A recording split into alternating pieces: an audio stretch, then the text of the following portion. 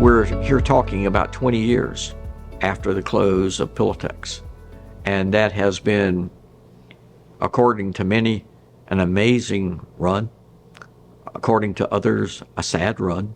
And so I think we've had an effort to try to balance those. I know that there are parts of town that we have preserved. And just recently, when we had our Imagine Kannapolis efforts, we were trying to decide what we were going to be once we grew up, because we are still a young city. And as a result of being very young, we still have lots of things to work out. And one of the things that we decided to do was to have focus groups.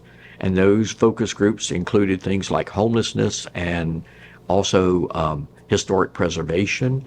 So it was important for them to be involved in the transition from Pillowtex and the closure into the transition is what comes next and how is it going to be. So that there's more and more people who are excited about the opportunities than those who are longing for the past. And as we have transitioned, we have created more and more of that idea of what can it be. I was up at the baseball stadium last year, and a friend of mine was sitting in one of the boxes, and I said hello to him, and he introduced me to his friend. His friend, I said hello to him, asking him if he'd been to the ballpark before. He had not. And my friend said to me, ask him how old he is. And I asked him, and he said he's 94.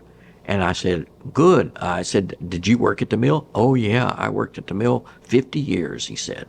50 years at the mill. And I said, well, that's great. I appreciate all of your efforts that you put in at the mill. And it was getting a pretty day or pretty night that night. The light was going away, and the lights were coming on in the trees and those kinds of things. And as a result of that, he looked at me. I said, I hope you're going to come back again. And he said, I am. He said, I can't imagine this. I said, what do you mean you can't imagine this? His chin starts to quiver, and he says to me, I thought my community had died. And now I know it's reviving again. And I intend to come back to the ballpark because that's the symbol of the revitalization and the new birth that my community has. So we have had that kind of transition from Pillowtex to the new that's there. And so it is a wonderful, wonderful time to be in our community. We have become a destination. People call me on a regular basis wanting to know what they can do in their communities that might mimic what we have been able to do in Kannapolis. Kannapolis City Council has made a lot of very difficult decisions, and they have panned out.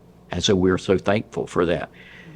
I was asked yesterday in a radio program what has surprised me about this, and I said I was pretty confident that our program was going to work when we got the School of Government's advisors to come in and help us create the plan. I was pretty confident the plan was going to work.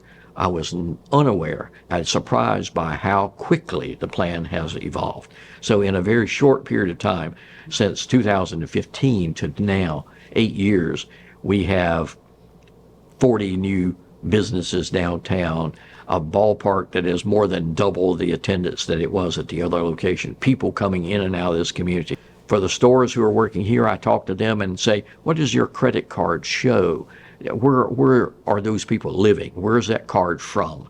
And more often than not, the people who are buying and shopping in our places in our downtown are not natives or not here. It's people who come to here because we created that destination. None of that would have happened had we not had the community college who could make jobs available, who could train people to get the things done so they could serve in those businesses that are downtown and then surrounding businesses, and that we created this vision that people could adopt and move forward to it as we go along.